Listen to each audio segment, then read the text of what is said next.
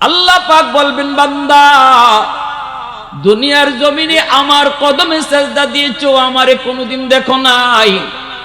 আজ হাসরের মাঠে আমারে দেখে দেখে সেজদা দেওয়ার ইচ্ছা হয়নি।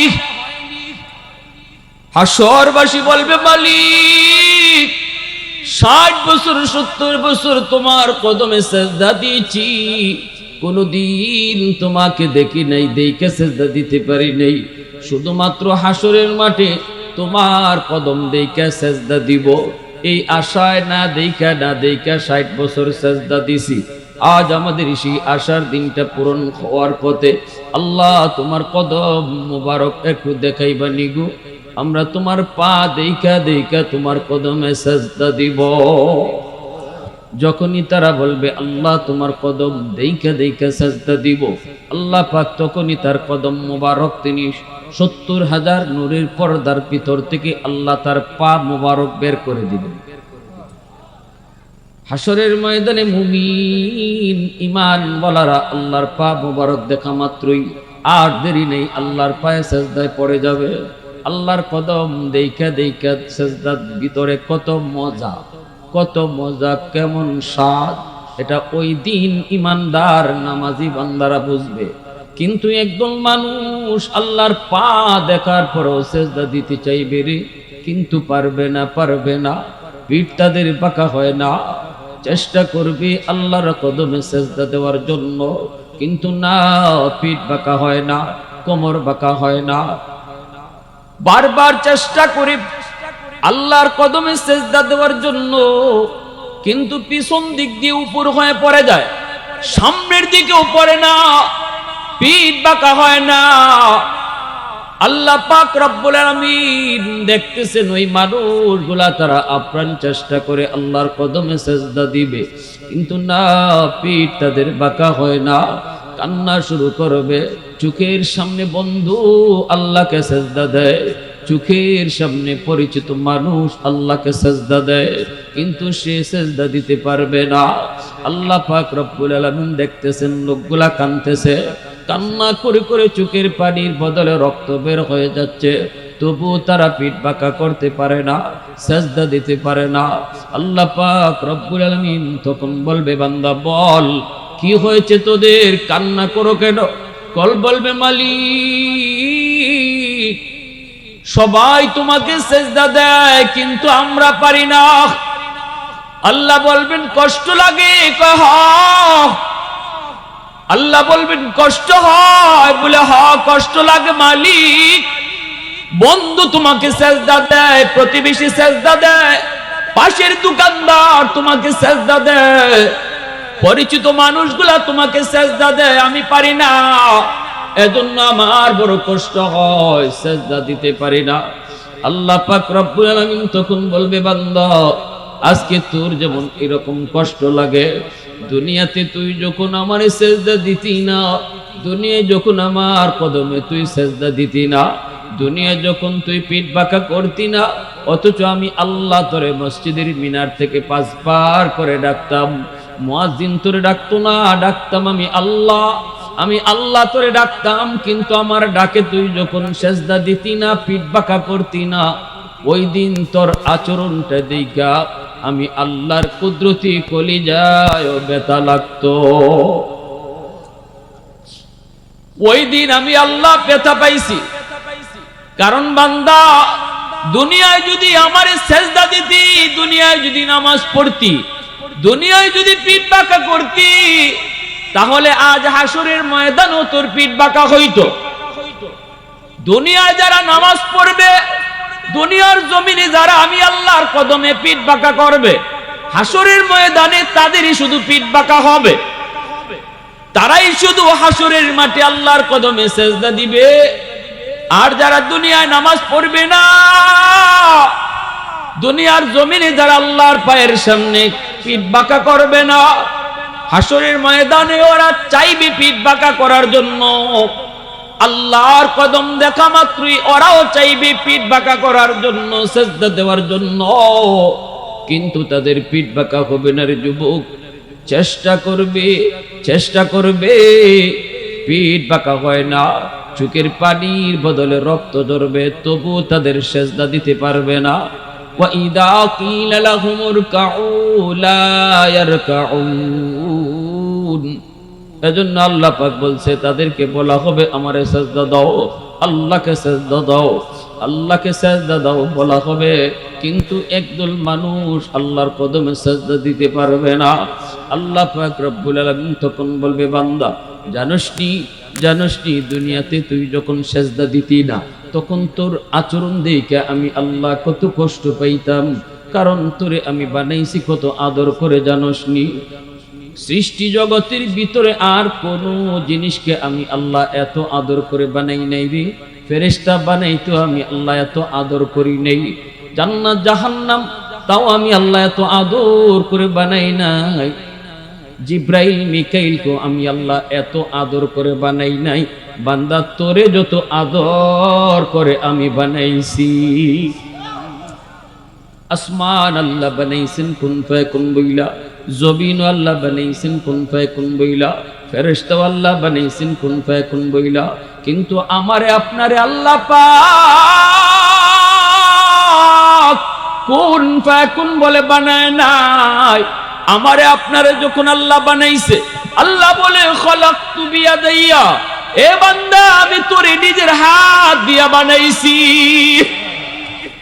কারণ এই তোর চেহারার মধ্যে এত দামি কপাল, ওই কপাল আমি বানাইছি শুধু আমার সেজদার জন্য। আল্লাহ, কিন্তু যখন আমি দেখতাম এই কপাল দিয়ে তুই আমারে সেজদা দেও না, তখন তোর আচরণ দেখেও আমি আল্লাহ বড় কষ্ট পাইতাম। বান্দারে, মসজিদের মিনার থেকে মুয়াজ্জিন তোরে ডাকে না, আমি তোরে ডাকি 5 বার। এজন্যই তো আল্লাহ পাক রব্বুল আলামিন মেরাজের রজনীতে আমার নবীকে আল্লাহ সান্ত্বনা দিয়া কয়, নবী যখন আল্লাহর সাথে কথা বললেন, আল্লাহর সাথে মেরাজে যায় কথা হলো, নবী বলতেছেন মালিক তোমার সাথে আমার মেরাজ হলো, তোমার সাথে আমার কথা হলো, কিন্তু আমার উম্মত কেমন করে তোমার সাথে মেরাজ করবে গো আল্লাহ, কেমন করে উম্মত কথা বলবে? আল্লাহ তখন বলতেছে বন্ধু জানি, আমি আল্লাহ জানি, ভালো করে জানি, আমার কাছে আইসেও তুমি উম্মতের কথা ভুলবে না, এজন্য আমি তোমার উম্মতের জন্য মেরাজের ব্যবস্থা করেছি। আল্লাহু আকবার। তোমার উম্মত কেমন করে আমার সাথে কথা বলবে সেই ব্যবস্থাটাও আমি আল্লাহ করেছি। নেও 50 ওয়াক্ত নামাজ তোমার উম্মতকে দিয়া দিলাম, এই নামাজের মাধ্যমে উম্মত আমার সাথে কথা বলবে। নামাজই হলো তাদের জন্য মেরাজ। নামাজি নামাজের মাধ্যমে আল্লাহর সাথে কথা কয়। মুসাল্লি ইউনাজি রাব্বা, নবী বলেন নামাজি নামাজে আল্লাহর সাথে কথা কয়। মূসা নবী তুর পাহাড়ে আল্লাহর সাথে কথা কয়। আল্লাহকে মূসা নবী জিজ্ঞেস করে মালিক তুকাল্লিমু মাই হাল তুকাল্লিমু আহাদান গায়রি, ও মালিক আমার সাথে তুমি কথা বলো, আমি ছাড়া আর কারোর সাথে কথা বলবা নাকি? আল্লাহ পাক কয় মূসা কি কইছো? আল্লাহ জানতে মন চায়, আমি তো জমিনে বইসা তোমার সাথে কথা কই, তোর পাহাড়ে আইসা কথা কই, এমন কি দুনিয়াতে আর কেউ আছে নাকি অথবা আসবে নাকি যে তোমার সাথে কথা বলবে? আল্লাহ পাক রব্বুল আলামিন কইরে মূসা তুমি যে আমার সাথে কথা বলো, আমি যে তোমার সাথে কথা বলি, মাঝখানে কিন্তু পর্দা আছে। বাইনি ওয়া বাইনাকা হিজাব, পর্দার ওই প্রান্তে তুমি, পর্দার এই প্রান্তে আমি। কিন্তু সায়াতি উম্মাতুন, ভবিষ্যতে একদল উম্মত জমিনে আসবে, যে উম্মতের সাথে আমি আল্লাহ কথা বলবো। লাইসা বাইনি ওয়া বাইনাহুম হিজাব, তাদের মাঝে আর আমার মাঝে কোনো পর্দাই থাকবে না। আওয়াজ আসতে কেন জোরে বলেন। আল্লাহ নবী মূসা কালিমুল্লাহ কয় মালিক কও কি? বলে হ। মূসা নবীকে আল্লাহ এরা কোন উম্মত? আল্লাহ বলে উম্মতে মুহাম্মদ, উম্মতে আহমদ, এরা আমার বন্ধু মুহাম্মাদুর রাসূলুল্লাহর উম্মত। মূসা নবী জানতে চায় মালিক আমি তো তুর পাহাড়ে এসে কথা বলি, এরা কোন পাহাড়ে যে কথা কইব? আল্লাহ কই কোন পাহাড়ে নয়, এরা নামাজে দাঁড়াইলেই কথা কইব।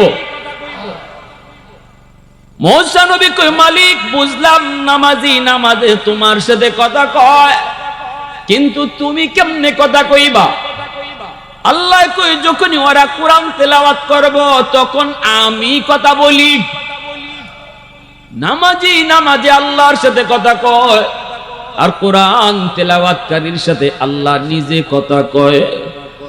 একটু আওয়াজ দিয়ে কও না রে যুবক, আল্লাহু আকবার। আর একটু জোরে কোন না, আল্লাহু আকবার। মুসাল্লি ইউনাজি রাব্বা, নামাজি নামাজে আল্লাহর সাথে কথা বলে, আর কোরআন তেলাওয়াতকারীর সাথে আল্লাহ নিজে কথা বলে। এইবার একটু বলো, কোরআন তেলাওয়াত মুসলমানের ঘরে দিন প্রতিদিন হয়নি?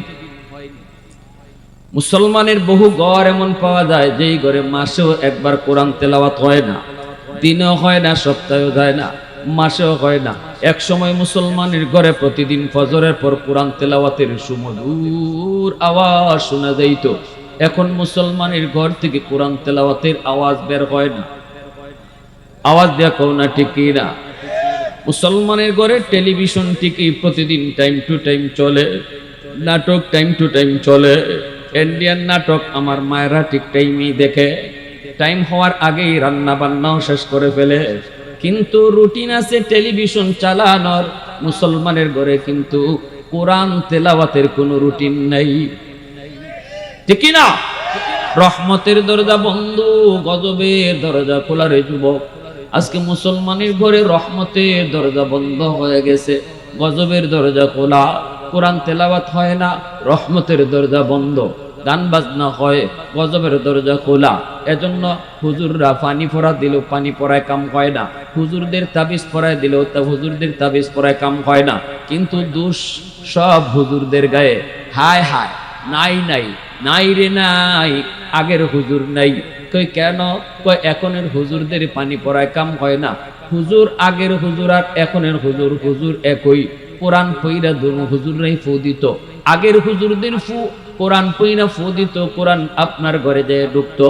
কারণ রহমতের দরজা ওই জমানায় মুসলমানের ঘরে খোলা ছিল, এই জমানায় মুসলমানের ঘরে রহমতের দরজা খোলা নাই। আর কোরআন রহমতের দরজা ছাড়া ঢুকে না, ঠিক না? দোষ সব হুজুরদের। হায় রে, হুজুর নাই আর হুজুর নাই, আগের হুজুর আর নাই। আমাদের সিলেটের এক হুজুর ছিলেন নুরুদ্দিন ঘরপুরি রহমতুল্লাহ আলাইহি, বহুত বড় একজন বুজুর্গ। শনি মঙ্গলবারে ইনি ফু দিতেন, মানুষজন এরকম বোতলে করে পানি নিয়ে যেত। তো আল্লাহর ওলি মাদ্রাসার বড় পুকুর আছে একটা, এই পুকুরের মধ্যে ফু দিয়া ইনি চলে যেতেন। কথা বুঝেননি আপনারা? একটু হু হা করে। আমি তো একদম এই বঙ্গেই প্রথম আসি না, তার থাকি সিলেট। সিলেট থেকে এত লম্বা সফর করা সম্ভব হয় না। ঢাকাতে এখন নাই, ঢাকায় থাকি না, দেশে চলে গেছে। যেজন্য একটু যদি হু হা করেন তাহলে বুঝবো যে আমার কথাগুলো বুঝতেছেন। তো আল্লাহর ওলি এইভাবে মাদ্রাসার সামনে যে পুকুর, এত বড় পুকুর, ওই পুকুরে ফু দিয়া ইনি চলে যেতেন আর বলতেন পুকুর থেকে পানি নাও। মানুষজন বোতলে বড়ে বড়ে পুকুর থেকে পানি নিত, কাজ হয়ে যেত। ওটা ওই জমানার কথা, যেই জমানায় মুসলমানের ঘরে রুটিন মাফিক দিনে কোরআন তেলাওয়াত হইতো। মাগরিবের পরে, ফজরের পরে কোরআন তেলাওয়াত হইতো। রহমতের দরজা প্রতিটা ঘরে খোলা ছিল। অটো কোরআন যে রহমতের দরজা দিয়ে ঢুকতো। এক লোক লন্ডন থেকে আসছে, বলে হুজুর আমি তো আপনার কাছ থেকে একটা ফু নিতে আসছি, কিন্তু হুজুর এই পুকুর থেকে পানি নিয়ে আমার দিলের ভিতরে কেমন কেমন জানি লাগে। হুজুর আমাকে একটা ফু দেন আপনি। আমি এই যে কাচের জগে পানি নিয়ে আসছি, এই জগে একটা ফু দেন। আল্লাহর ওলি কয় কেন? পুকুরে তো ফু দিলামই। হুজুর আমার কেমন কেমন জানি লাগে, আপনি পুকুরের এই পারে ফু দিলেন, এই পার থেকে ওই পারে ফুটা যায় কি করে? তো আল্লাহর ওলি বলতেছেন যে ঠিক আছে, তাহলে তুমি এই জগটা ভালো করে ধরো। আমি তোমার জগে খাস করে পানি ফু দিতেছি। তো উনি কাচের জগটা এইভাবে ধরছেন দুই হাত দিয়ে। আমার উস্তাদ যারা পাশে ছিলেন তারা নিজের চোখে দেখছেন, ইনি এইভাবে ধরছেন। আল্লাহর ওলি ইনি বলতেছে যে বাবা ভালো করে ধরো, ভালো করে ধরো। ইনি ভালো করে, হুজুর ধরছি তো, ভালো করে ধরছি। ইনি আল্লাহর কালাম পড়ে ফু দিছেন। ফু দেওয়ার সাথে সাথে ইনার কাচের জগ ঠাস ঠাস করে ভেঙে সব পানি মাটিতে পড়ে গেছে। আমার ভাইয়েরা, বন্ধুরা, যুবক, এজন্য বলি একটু মন দিয়ে কথাগুলো শুনো। বাবা হওয়া সহজ, কিন্তু আদর্শ বাবা হওয়া কঠিন। মা হওয়া সহজ, আদর্শ মা হওয়া কঠিন। এর যুবক শুনো, মা বাবা হলো সন্তানের সর্বপ্রথম শিক্ষক, ঘর হলো তার প্রথম বিদ্যালয়। এই ঘরের মধ্যে সন্তান যা কিছু শিখবে এটা তার মরণ পর্যন্ত তার দিল দিমাগে রেকর্ড হয়ে থাকবে। বাবার কাছ থেকে যা দেখবে এটাই তার মধ্যে রেকর্ড হয়ে থাকবে। মার কাছ থেকে যা শুনবে, যা দেখবে এটাই তার রেকর্ড হয়ে থাকবে। চোখ হলো তার ভিডিও রেকর্ডার, কান হলো সন্তানের অডিও রেকর্ডার, সব কিছু তার মেমোরির মধ্যে রেকর্ড হয়ে থাকে। এজন্যই তো নবীজি বলেছেন, শিশু বাচ্চার সামনে, দুধের বাচ্চার সামনেও মা বাবা গোপন সম্পর্ক যেটা, এটা কখনো শিশু বাচ্চার সামনেও করবা না, নবীজি নিষেধ করেছেন।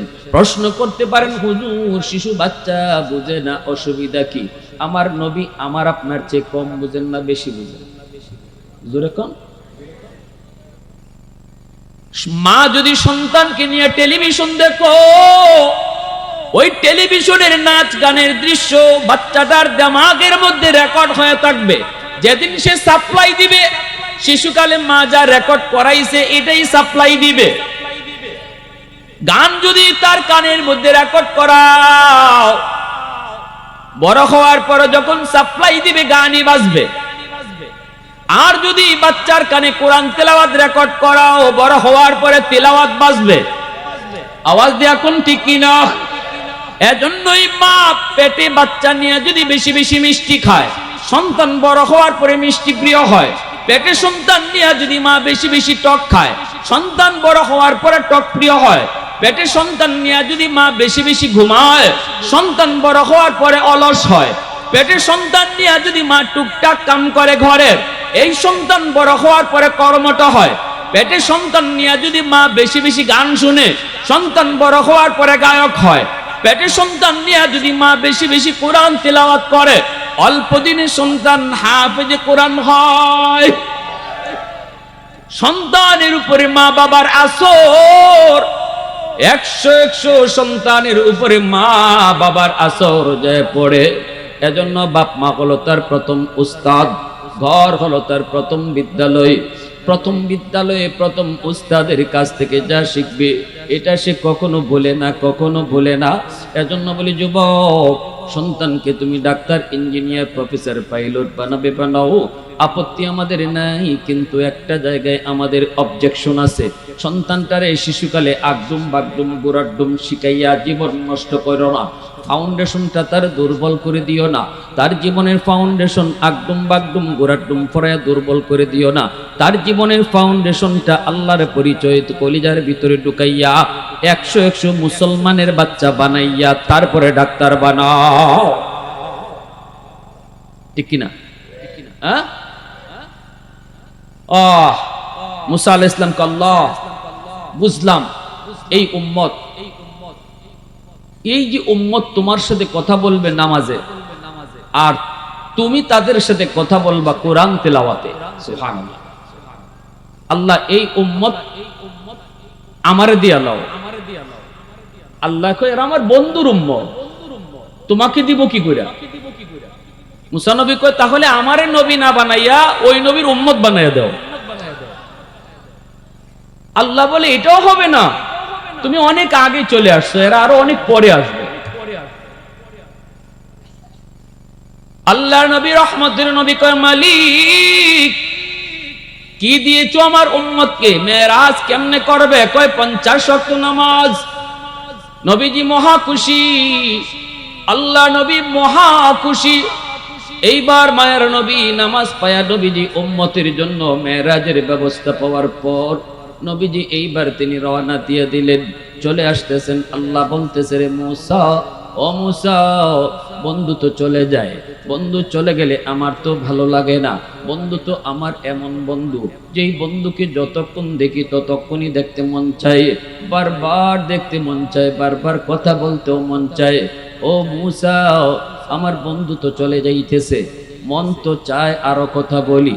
তুমি মূসা পারলে বুঝায়া শোনাইয়া ফিরত পাঠায়া দিও।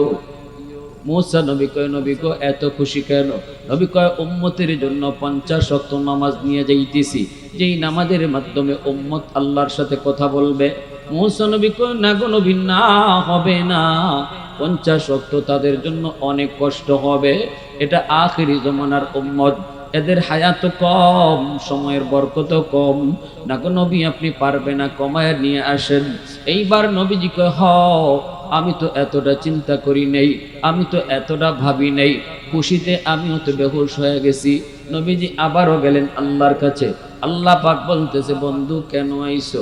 নবীজি বলেন, আল্লাহ, 50 ওয়াক্ত উম্মতের জন্য কষ্ট হয়ে যাব গো মালিক, কমায় দাও, কমায় দাও। আল্লাহ কয়ে, নেও বন্ধু, 5 ওয়াক্ত কমায় দিলাম। 50 থেকে 5 কমায় দিলেন, হলো 45। নবীজি চলে আসতেছেন। আল্লাহ কয়, মূসা জায়গা, জায়গা, বন্ধু জায়গা, আমার মন চায় আরো কথা বলি। তুমি মূসা পারলে আবারও ফেরত পাঠিয়ে দিও। মূসা নবী কয়, না গো নবী, না, হবে না, 45 ওয়াক্ত অনেক কঠিন হবে, যান আরো কমায় আনেন। নবীজি আবারও আসলেন। আল্লাহ কয়, বন্ধু কেন আইছো? নবী কয়, আল্লাহ হবে না, বেশি হয়ে যায়, কমায় দেন। আল্লাহ কয়, নেও, আরো 5 ওয়াক্ত কমাইলাম। 40 ওয়াক্ত নিয়ে নবী চলে আসতেছে। আল্লাহ পাক অ্যাডভান্স মেসেজ পাঠায় দেয় মূসা নবীর কাছে, ও মূসা, বন্ধু তোমার পাশ দিয়েই যাবে, মন চায় আরো কথা বলি, আরো দেখি, আবারও তুমি বুঝায় ফেরত পাঠায় দিও। আওয়াজ দিয়া কোন না সুবহানাল্লাহ। মূসা নবী কয়, না গো নবী, হবে না, 40 ওয়াক্ত কঠিন হয়ে যাবে, আরো কমান। নবীজি আবার ফেরত আসলেন। আল্লাহ আবারও কুদরতি মুচকি হাসি দিয়া কয়, বন্ধু কেন আইছো? আমার আপনার নবী কয়, আল্লাহ, 40 ওয়াক্ত উম্মতের জন্য কঠিন, আরো কিছু কমায় দেন। আল্লাহ কই, নেও বন্ধু, আরো 5 কমাইলাম। নবী আসতেছেন, আবারও আল্লাহ অ্যাডভান্স মেসেজ। এইভাবে মূসা নবীর কাছে আসেন আর মূসা পাঠায়। নবী আইলেন আর গেলেন 9 বার, 9 পাঁচে 45, 5 নং 45 ওয়াক্ত আল্লাহ কমায় দিল। এরপরে নবীর কাছে রইছে আর 5 ওয়াক্ত। এই 5 ওয়াক্ত নিয়ে নবী যাইতেছে। এইবারও আল্লাহ কয়, মূসা, বন্ধুরে আবারও ফেরত পাঠায়ো। उल्फत में तेरी वैसी ने दंदन कुतूरा, उल्फत में तेरी वैसी ने दंदन कुतूरा, बू बकर उम्र नक्श कदम तीरा न छुरा, बू बकर उम्र नक्श कदम तीरा न छुरा, आयो शाक नबी वाके असरार मदीना, सुल्तान का सुल्तान है सुल्तान मदीना, सरकार का सरकार है सरकार मदीना, गुलजार का गुलजार है गुलजार मदीना, अल्लाह ने मक्का ही में एक काबा बनाया। अल्लाहु अकबर, जोरे कन्ना आरो जोरे अल्लाहु अकबर। अल्लाह ने मक्का ही में एक काबा बनाया, इस काबा का काबा तेरी मरकद को बनाया, इस काबा का काबा तेरी मरकद को बनाया, ऐसा लम्हा जी चले जा राह मदीना, सुल्तान का सुल्तान है सुल्तान मदीना, सरकार का सरकार है सरकार मदीना, गुलजार का गुलजार है गुलजार मदीना। একটু আওয়াজ দিয়া বলেন আল্লাহু আকবার, আর একটু জোরে বলেন আল্লাহু আকবার। এইবার আমার ভাইরা বলুন তো, আল্লাহ পাক 9 বার নবীকে কেন নিলেন আর আনলেন? আল্লাহ তো একবারেই 45 ওয়াক্ত কমাইতে পারেন, 9 বার কেন আনলেন আর নিলেন? এর কারণ হলো বন্ধু বন্ধুকে যত দেখে যত কথা কয় ততই কথা কইতে মন চায়। আদরের ঘনিষ্ঠ বন্ধু, আপনজন, প্রিয়জন, মনের মানুষ যত কাছে থাকে ততই ভালো লাগে, ঠিক না? কত পাগল আল্লাহ পাকের জন্য, সবাই পাগল, আর আল্লাহ আমার আপনার নবীর জন্য পাগল। জোরে কন্যা সুবহানাল্লাহ। এজন্য আল্লাহ কয় না না, একবারে যদি 45 কমায় দেই তাহলে তো আমার বন্ধু চলে যাবে। 5 করে কমায়, 9 বার আনে আর 9 বার কয় বন্ধু কেন আইছো? ওই কেন আইছো কইব, কথাটা কইব আর নবী কইব, এটা শোনার জন্য আল্লাহ 9 বার নিলেন আর আনলেন। এইবার 5 ওয়াক্ত নিয়ে যখন নবী চলে যায়, মুসা নবী কয় নবী গো না না, 5 ওয়াক্ত উম্মত পারবে না, আপনি যান আরো কমায় নিয়ে আসেন। নবী বলতেছে ভাই মুসা আমি আর পারবো না, যতবার গেছি আল্লাহ ততবারই 5 করে কমাইছি, এখন রইছে মাত্র 5। আমি এই 5 লইয়া আমি আবার যদি আল্লাহর কাছে যাই, আল্লাহ যদি আগের মতোই কমায় দেয় তাহলে আর থাকবে না, না আমি আর যাব না। এইবার মুসা নবী কয় না গো নবী যান যান, আল্লাহ আমারে মেসেজ দিছে একটা না একটা পাবেনি, খালি হাতে আল্লাহ ফেরত দিবে না। তবে যাওয়ার সময় আমি আপনাকে একটা বুদ্ধি শিখাই দেই, আগে যতবার গেছেন আপনি বলছেন কেন গেছেন, এইবার যখন আপনি যাবেন আর আল্লাহ জিজ্ঞেস করবে বন্ধু কেন আইছু, তখন আপনি বলবেন মালিক 9 বার আইছি, 9 বার কইছি আমি কেন আইছি, এখন আমি কইমু না, তুমি কও কেন আইছি। কারণ অন্তরের খবর জানেন কে? একটু আওয়াজ দিয়া, আল্লাহু আলিমুম বিদাতিস সুদূর। অন্তরের খবর জাননেওয়ালা কে? দয়াল বাবা, দয়াল বাবা, কিবলা বাবা, খাজা বাবা, জটাশা, ল্যাংটাশা, কোন বাবাই মনের খবর জানে না। মনের খবর জানেন শুধুমাত্র আল্লাহর নবী। কই আল্লাহ 9 বার আইছি, আমি 9 বার কইছি কেন আইছি, এখন কইমু না, এখন তুমি বলো আমি কেন আইলাম। আল্লাহ পাক রব্বুল আলামিন কুদরতি মুচকি হাসি দিয়ে আল্লাহ পাক বলে বন্ধু আমি জানি তোমার উম্মতের জন্য 5 ওয়াক্ত বেশি কষ্ট হবে না, যাও বন্ধু যাও 5 ওয়াক্ত নিয়ে যাও। তবে আসছই যখন তাহলে একটা সুসংবাদ তোমাকে শোনায় দেই, তোমার উম্মত 5 ওয়াক্ত নামাজ আদায় করবে, আমি আল্লাহ মসজিদের মিনার থেকে দৈনিক 5 বার আমি নিজে ডাইকা ডাইকা নামাজ পড়ায়া নিমু। সুবহানাল্লাহ। অতীতের কোন উম্মতকে আমি আল্লাহ বকি নাই, তোমার উম্মতকে আমি দৈনিক 5 বার আমি আল্লাহ ডাকবো। আল্লাহু আকবার, আল্লাহু আকবার, আল্লাহু আকবার, আল্লাহু আকবার। মুয়াজ্জিন ডাকে না, এ যুবক মুয়াজ্জিন তোমারে ডাকে না, ওগো আল্লাহর বান্দি তোমার মুয়াজ্জিন ডাকে না, আল্লাহ বলে আমি আল্লাহ ডাকি। আল্লাহ বড়, আল্লাহ বড়। আল্লাহ কয় বান্দা তোর ব্যবসা ছোট, আমি আল্লাহ বড়, তোর বন্ধু ছোট, আমি আল্লাহ বড়, তোর ঘুমটা ছোট, আমি আল্লাহ বড়। ঘুমটা বাদ দিয়া তুই নামাজে আয়, বন্ধুরে বাদ দিয়া আমি আল্লাহ ডাকে আয়। এ আল্লাহর বান্দি কামটা ছাড়ো, নামাজ পড়ো, কাম বড় নয়, আমি আল্লাহ বড়, ঠিক কিনা জোরে বলেন। আর আল্লাহ কয় বন্ধু উম্মতকে জানায় দিবা এই 5 ওয়াক্ত নামাজ যদি ঠিক মতো আদায় করে আমি আল্লাহ তারে 50 ওয়াক্ত নামাজের সওয়াব দান করব। ইউসুফ আলাইহিস সালাম, জুলাইখা ইউসুফ আলাইহিস সালামকে 7টা আঙ্গুরের ভিতরে নিয়ে ঢুকাইলো, দরজা লাগায় লাগায় তালা দিল, বড় বড় তালা। এই তালার চাবি রাখলো জুলাইখার পেছের মধ্যে, খাস কামরার ভিতরে নিয়ে কই ইউসুফ আমার মনের ইচ্ছা পূরণ করো। আল্লাহর পয়গম্বর ইউসুফ নবী কয় অসম্ভব, আমার আল্লাহ সব দেখেন। জুলেখা কয় 7টা গেটের ভিতরে ঢুকাইছি, কেউ দেখবে না, তুমি আর আমি। ইউসুফ নবী কয় আল্লাহ দেখে। জুলেখা তখন তো আল্লাহকে মানে না, আল্লাহকে চিনে না, দেবতার পূজা করে। শোকেসের উপরে একটা ছোট্ট মূর্তি আছিল, এই মূর্তিটারে জুলেখা কাপড় দিয়া ঢেকে ফেলছে, ঢেকে বলতেছে এই যে দেখো দেবতার মুখ ঢেকে ফেললাম। কথা কোন ইউসুফ নবী কই তুমি তোমার দেবতার মুখ ঢাকতে পারো কাপড় দিয়া, কিন্তু আমি আমার মালিকের মুখ ঢাকার মতো ক্ষমতা আমার শুধু না, তোমার শুধু না, কায়নাতের ভিতরে কারো ক্ষমতা নাই আল্লাহর মুখটা ঢাকার। রাতের অন্ধকারে করলো আমার আল্লাহ দেখেন, পানির নিচে করলো আমার আল্লাহ দেখেন, দরজা বন্ধ করে অপরাধ করলে আল্লাহ দেখেন।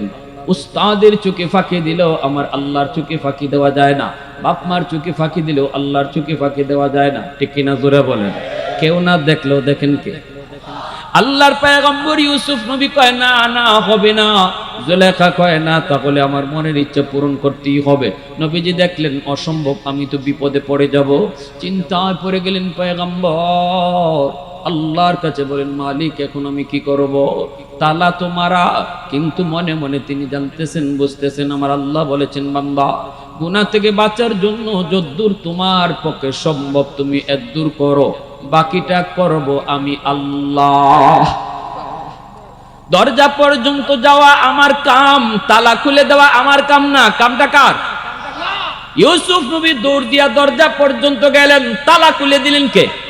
ওয়াল্লাযীনা জাহাদু ফীনা লানাহদিয়ান্নাহুম সুবুলানা ওয়া ইন্নাল্লাহা লামাআল মুহসিনিন।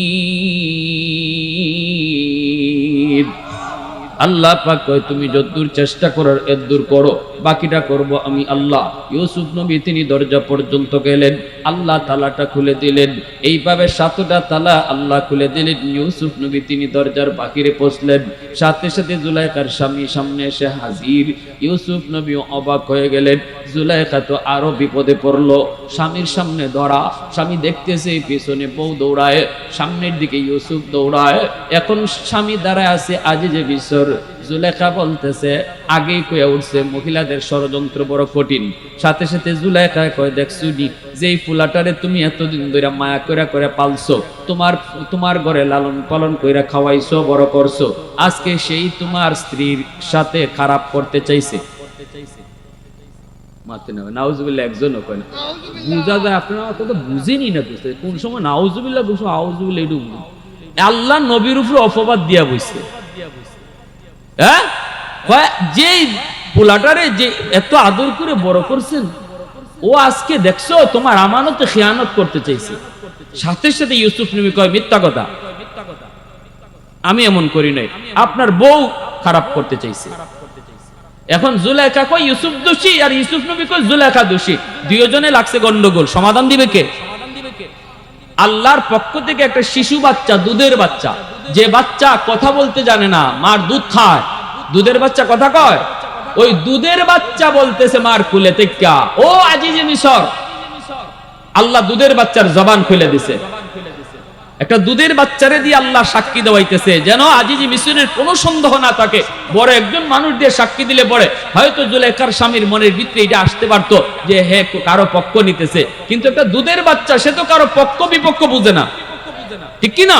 দুধের বাচ্চাটা কয় শুনেন, কে দোষী আমিও বলবো না, আমি বলবো না ইউসুফ দোষী নাকি জুলেখা দোষী, আমি একটা থিওরি বইলা দিই, থিওরি, ওই থিওরি দিয়ে তুমি সামনে আগান, আপনি পাওয়া যাবেন কে সঠিক আর কে মিথ্যা, কে সত্য কয় আর কে মিথ্যা কয়। কয় কেমনে? কয় ইউসুফের জামা সামনের দিকে সিরা না পিছনের দিকে সিরা, এটা তালাশ করে দেখো। যদি জামা সামনের দিকে সিরা হয় তাহলে বুঝবা ইউসুফ দোষী, আর যদি পিছনে সিরা হয় বুঝবা জুলেখা দোষী।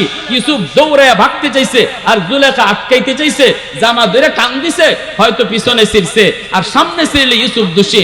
এখনই আজিজ মিশর কয় থিওরিটা তো সুন্দর, সে যখন ইউসুফ নবীর জামা তালাশ করলো, সামনে না পিছনে সিরা, দেখে পিছনে সিরা, জুলেখা দোষী হয়ে গেল। ইউসুফ নবীর আল্লাহ পাক ইজ্জতের সাথে বাঁচায় আনলেন, কিন্তু এরপরও এরপরেও জুলেখা এই জিদ মিটাইবার জন্য ইউসুফ আলাইহিস সালামরে কারাগারে রাখলো, স্বামীরে বুঝাইয়া কারাগারে রাখলো। সেই ইউসুফ আলাইহিস সালাম একসময় মিশরের খাদ্যমন্ত্রী হলেন। অভাব দেখা দিল 7 বৎসর, দুর্ভিক্ষ দেখা দিল, ওই দুর্ভিক্ষ কাটলো। এরপরে আবার মানুষের মধ্যে দুর্ভিক্ষ হওয়ার আগে 7 বছর তিনি ফসল ফলাইলেন।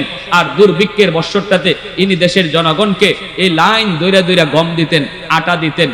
বিভিন্ন দেশ থেকে মানুষ আসতো। আল্লাহ পাক রব্বুল আলামিন তার পয়গম্বরে একটা অর্থ মন্ত্রণালয়, খাদ্য মন্ত্রণালয়ের দায়িত্ব প্রথমে তারে দিয়া চালাইছেন। এইবার তিনি যখন লাইন দিয়ে মানুষকে দিতেছেন, একজন আয় 1 কেজি করে আটা দেওয়া হয়, প্রতিজন প্রতি 1 কেজি আটা দেওয়া হয়। একজন যুবক আসছে, আয়েশা বলতেছে আমারে 5 কেজি দেন, 1 কেজি আমি নিব না।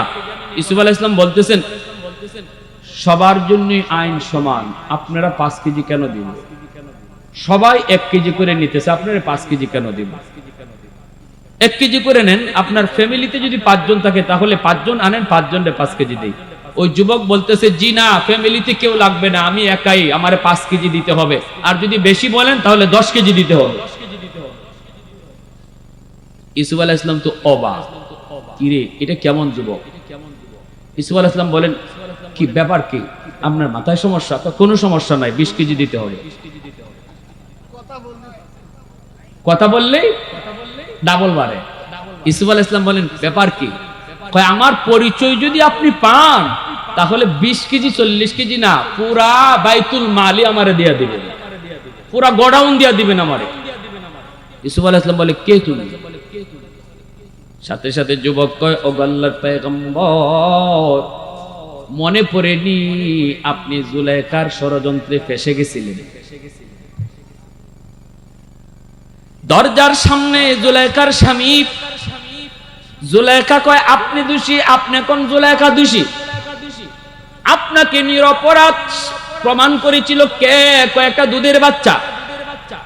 সাথে সাথে যুবক কয় আমি সেই দুধের বাচ্চা, আজকের যুবক। আল্লাহু আকবার জোরে বলেন, আর একটু জোরে বলেন আল্লাহু আকবার। আল্লাহর পয়গম্বর ইউসুফ সাথে সাথে বুকের সাথে বুক মিলায়া, কপালে চুমু খায়া, চোখের পানিটা জড়ায়া তার জন্য দোয়া করেন। আর করেন বাইরে যা, তুই যাও, গোডাউনে যা আছে সব করে দিয়া দিলাম। এইবার আল্লাহ কয় ইউসুফ একবার শুধু তোমার সাক্ষী দিয়া তোমার নিরপরাধ প্রমাণ করেছে, একবার শুধু তোমার বরত্বের সাক্ষী দিছিল যে যুবক, এই যুবককে তুমি গোডাউনের মালিক বানায় দিছো। ভবিষ্যতে একদল উম্মত আসতেছে জমিনে, আমার বন্ধুর উম্মত, এরা দৈনিক 5 বার আমি আল্লাহর বরত্বের ঘোষণা দিব, 5 বার আমারে সাক্ষী দিব। ওই উম্মতকে আমি আল্লাহ জান্নাতের গোডাউন দিয়া দিব। আওয়াজ দিয়া কন্যা সুবহানাল্লাহ, আরো জোরে সুবহানাল্লাহ। এজন্যই আল্লাহ পাক রব্বুল আলামিন আমার নবী, রহমতের নবীকে কয় নবী গো আপনি যান, 5 ওয়াক্ত নামাজি উম্মতের জন্য দিয়া দিলাম, কষ্ট হবে না গো নবী, নেন। আমি আল্লাহ তাদেরকে ডাইকা ডাইকা নামাজ আমি পড়ায় নিব। আর বইলে দিও 5 ওয়াক্ত নামাজ যদি তারা সঠিক মতো আদায় করে নেয়, আমি আল্লাহ তাকে 50 ওয়াক্ত নামাজের সওয়াব দান করব। এজন্য আল্লাহ পাক হাশরের ময়দানে ওই যুবককে আল্লাহ ডাক দিয়ে বলবে, এরে যুবক আজ তোমার বড় কষ্ট লাগে বলে হও কেন? কয় তোমাকে সেজদা দিতে পারি না। আল্লাহ কয় যেদিন আমি মসজিদের মিনার থেকে তোরে ডাকতাম, ওই দিন তুই যখন মসজিদে আসতি না, তখন তোর না আসা দেখেও আমি আল্লাহর বড় মায়া লাগতো, আমার কলিজায় বড় ব্যথা লাগতো। কারণ বান্দা জানোস নি, আমি তোরে আমার নিজের হাত দিয়ে বানাইছি রে, এত আদরে তো মায়া করে তোরে বানাইছি, আর কোন সৃষ্টিকে আমি এত আদর করে বানাই নাই। ওয়াজ মাহফিলের আয়োজন কইরো, তোরে ওয়াজ মাহফিলে বসাইতে পারে নাই। দাওয়াত ও তাবলীগ ওয়ালারা তোর ঘরে ঘরে যায় তোরে মসজিদে আনতে পারে নাই। উলামায়ে কেরামের মেহনত, উলামায়ে কেরামের মেহনত তাও তুই আদায় করো নাই। দুনিয়ার জমিনে যদি তুই একবার শুধু চোখের পানি ধরে কান্তি, আজকে হাসরের ময়দানে তোর এত কান্না করা লাগতো না। হাসরের ময়দানে কান্না করে লাভ হয় না। দুনিয়াতে 1 ফোঁটা চোখের পানি ফেলাইলে আমি আল্লাহ ওই চোখের পানির বদলা জাহান্নামের আগুনকে নিভাইয়া দেই।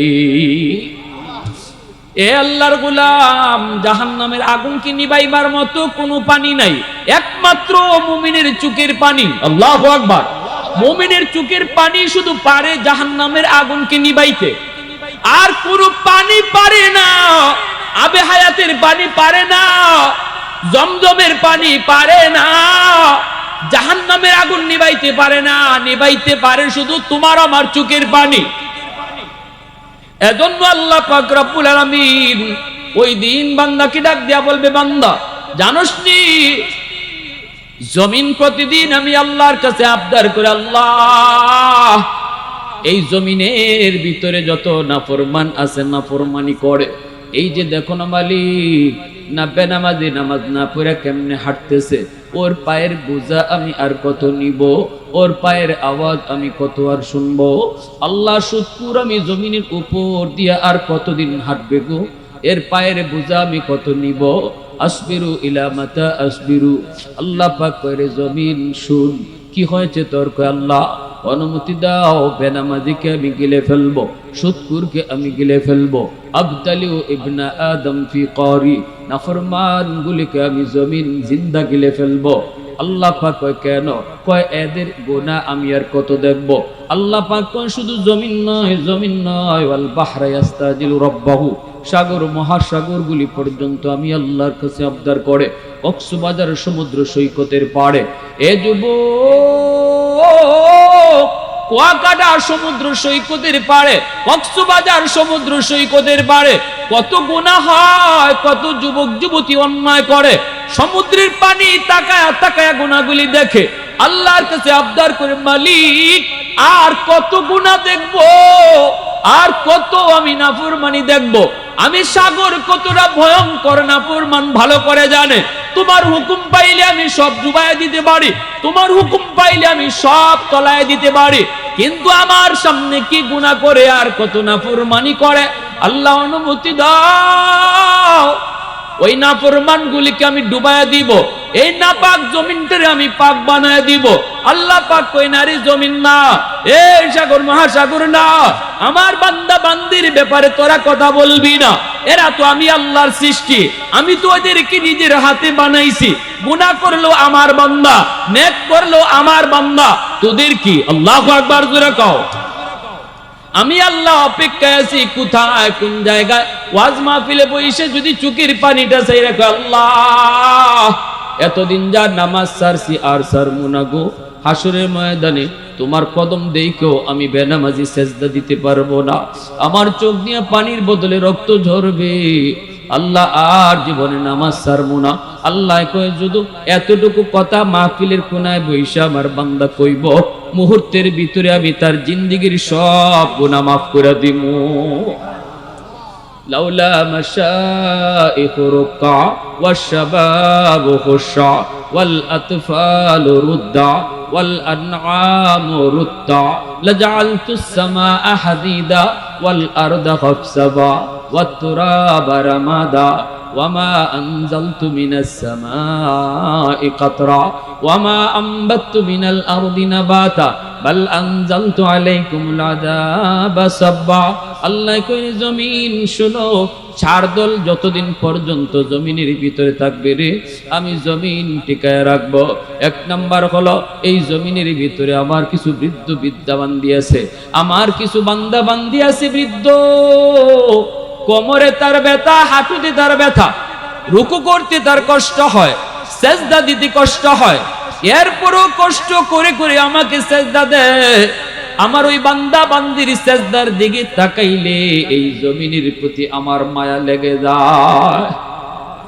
জমিনের ভিতরে আল্লাহর এমন কিছু বান্দা বান্দি আছে না নাই, বয়স হয়ে গেছে, বৃদ্ধ বয়স হয়ে গেছে, চুলদারি পেকে গেছে, কোমরে ব্যথা, হাঁটুতে ব্যথা, রুকু করতে গেলে পরে কোমরের রগ ছিঁড়ে যায়, সেজদায় গেলে পরে তার কোমরের রগ ছিঁড়ে যায়। এরকম যে বান্দা বান্দি গুলা কষ্ট করে আল্লাহর সেজদা দেয়, আল্লাহ বলে এই সেজদার দিকে তাকাইলে আমি জমিনের প্রতি মায়া লেগে যায়। দুই নম্বর আল্লাহ কয়, এ জমিন, আমি দেখি যখন জমিনের উপরে কিছু যুবক যৌবনের পাগলামি করে না, বন্ধুদের সাথে গুনার কাজে যায় না, অথচ তার যৌবনের চাহিদা হলো গুনাহ করা, যৌবনের চাহিদা হলো জিনা করা, যৌবনের চাহিদা হলো চুরি করা, যৌবনের চাহিদা হলো খুন খারাপি করা। কিন্তু যেই যুবক যৌবনে পাগলামি করে না, যৌবনে তারে মসজিদে পাওয়া যায়, যৌবনে তারে আমি আল্লাহর গোলামি করতে দেখা যায়, যৌবনে বাপ মার সেবা করতে পাওয়া যায়, যৌবনে মুরব্বীদেরকে শ্রদ্ধা করতে দেখা যায়, ওই যুবক যেই যুবক যৌবনে মাথায় টুপি পরে মুখে দাড়ি রাখি, ওই যুবক যেই যুবকের কলিজার মধ্যে আমি আল্লাহর প্রেম জমায় নেয়, ওই যুবকের দিকে যখন আমি তাকাই তখন এই জমিনের প্রতি আমার মায়া লেগে যায়। একটু আওয়াজ দিয়ে কও না সুবহানাল্লাহ, আর একটু জোরে কও না সুবহানাল্লাহ। এ যুবক তুমি যদি বলো হুজুর পারি না পারি না পারি না, আমি বলবো বহু যুবক তোমার মতো আছে পারে। আমি একদিন ঢাকা ইউনিভার্সিটিতে গেলাম, আমার এক বন্ধু আমাকে দাওয়াত করলো, ইউনিভার্সিটিতে জোহরে নামাজ পড়লাম, নামাজ পড়ে বের হলাম, বন্ধুর সাথে মুসাফা করলাম, বন্ধুর পাশেই আরেকজন আমার সাথে মুসাফা করলো, চেহারাটা এত সুন্দর, মাথার মধ্যে তার সাদা পাগড়ি পরা, পরনে একটা লম্বা জুব্বা পরা, সুন্নতি দাড়ি, চেহারাটা এত সুন্দর যেন নূরে চমকাইতেছে। আমার দোস্ত আমার কয় দোস্ত তুমি তারে চিনছনি? আমি কই না দোস্ত কেমনে চিনবো? কয় কও তো একটি আন্দাজ করে কও। আমি বললাম হয়তো কোন মাদ্রাসার ছাত্র, নয়তো মাদ্রাসায় পড়ায়। দোস্ত কই না রে দোস্ত, সে জিন্দিগিতেও কোনোদিন মাদ্রাসায় পড়ে নাই, শুরুকাল থেকে স্কুলে পড়ালেখা করছে, তবে তার ঘরটা হলো ধর্মীয় পরিবেশের, ধর্মীয় ঘর, বাবাও ধার্মিক মাও ধার্মিক, ঘরের মধ্যে টেলিভিশন নাই, ঘরের মধ্যে কোরআন তেলাওয়াত, জন্মের পর থেকে তিলাওয়াত শূন্য শূন্য বড় হইছে। আল্লাহু আকবার জোরে কোন। মা দুধ খাওয়াইছে কোরআন তেলাওয়াত করছে, আল্লাহু আকবার। মা দুধ খাওয়াইছে কোরআন তেলাওয়াত করছে।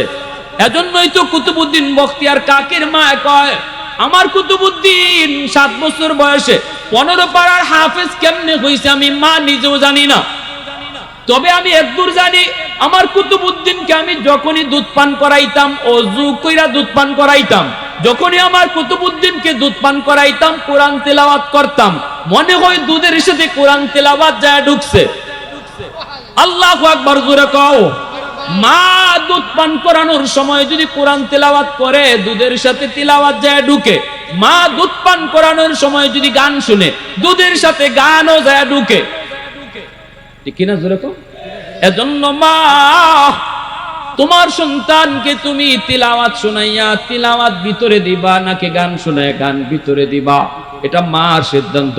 মা যদি এই ব্যাপারে ভুল করে কিয়ামতের ময়দানে মাকে সন্তান আসামি বানায় দিবে, বাবা যদি ভুল করে সন্তান বাবাকে আসামি বানায় দিবে। রব্বানা আতিহিম দিফাইনি মিনাল আযাব ওয়ালআনহুম লানান কাবীরা। সন্তানে কইব আল্লাহ আমি তো দুনিয়াতে আইছিলাম মঈনুদ্দিন চিশতি আব্দুল কাদের জিলানীর মতো ওলি হইয়া, আমার মার ভুলের কারণে আমার বুজুর্গি নষ্ট হয়েছে, আমার বাবার ভুলের কারণে বুজুর্গি নষ্ট হয়েছে, আমি বেনামাজি হয়েছি, আমি মদকুর হয়েছি, আমি ইয়াবাকুর হয়েছি, আমি গাঞ্জাকুর হয়েছি, আমার মার কারণে বাবার কারণে। কোথায় আমারে ভর্তি করলো, কি শিখাইলো? আল্লাহ তোমার পরিচয় শিখায় নাই, ব্যাঙ্গের ফাল শিখাইলো, সাইকেল দৌড়ানি শিখাইলো, আগডুম বাগডুম ঘোরাডুম সাজি শিখাইলো, কিন্তু নামাজ শিখাইলো না, আখিরাত বুঝাইলো না। আমার মা দায়ী, আমার বাবা দায়ী। আনো আমাকে যেই পরিমাণ শাস্তি তুমি দিবা, বাপ্পারে ডাবল শাস্তি দাও। নাউজুবিল্লাহ জোরে কর। কলিজার টুকরা সন্তান আল্লাহর আদালতে বাপমার বিরুদ্ধে মামলা দিবে রে যুবক, বাপমার বিরুদ্ধে মামলা দিয়া বসবে। এজন্য আমার বন্ধু বলতেছে দোস্ত সে তো স্কুলে পড়ছে, ঢাকা ইউনিভার্সিটিতে ভর্তি হওয়ার সময় ভর্তি পরীক্ষায় সর্বোচ্চ নাম্বার পাইছে, ইংলিশে অনার্স নিছে, ইংলিশে অনার্স পরীক্ষায় ফার্স্ট ক্লাস ফার্স্ট হয়েছে, অর্থাৎ ঢাকা ইউনিভার্সিটির মধ্যে সবচেয়ে ভালো স্টুডেন্ট, ওর উপরে ভালো কোনো স্টুডেন্ট নাই। দেখো তার মাথায় পাগড়ি, মুখে আমার নবীর সুন্নতি দাড়ি, পরনে লম্বা জুব্বা।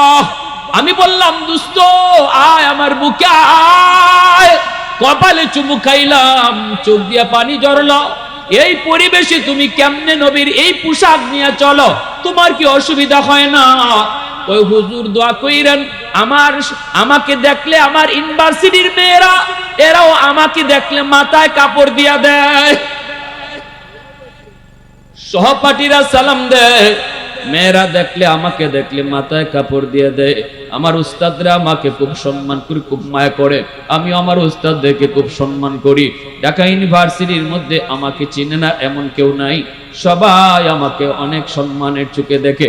অতএব যুবক, কলেজে পড়া আপত্তি নাই, ভার্সিটিতে পড়া আপত্তি নাই, শিশুকালটা মুসলমানের বাচ্চা হইয়া তারপরে কলেজে যাও। যেখানে যাইবা আমার নবীর সুরত আর রং নিয়ে যদি থাকো, ওই জায়গাতে তোমাকে সবাই সবচেয়ে বেশি সম্মান দিবে, ঠিক কি না? যেখানে যাইবা এখানেই সম্মান, আল্লাহ তোমাকে নবীর রং ধরার কারণে আল্লাহ সম্মান বাড়ায় দেয়, ঠিক কি না ভাই? আমার ভাইরা বন্ধুরা, এজন্যই আল্লাহ পাক রব্বুল আলামিন বলবে, বান্দারে কষ্ট লাগে তোর, আমারে সেজদা দিতে পারো না, দুনিয়াতে তোরে কত ডাকছি আমি আল্লাহ, দিনও 5 বার ডাকছি, ওয়াজ মাহফিল কইরো এলাকার মানুষে ডাকছে, তোরে বসাইতে পারে নাই। ওই দিন যদি তুই আমার ডাকে আসতি, আর আমি আল্লাহর কোনো একটা কথায় যদি তার তোর কলিজাটা দিল নরম করে দিতাম, আর এক ফোঁটা চোখের পানি ফলাইতে, আজকে চোখের পানির বদলে রক্ত ঝরানো লাগতো।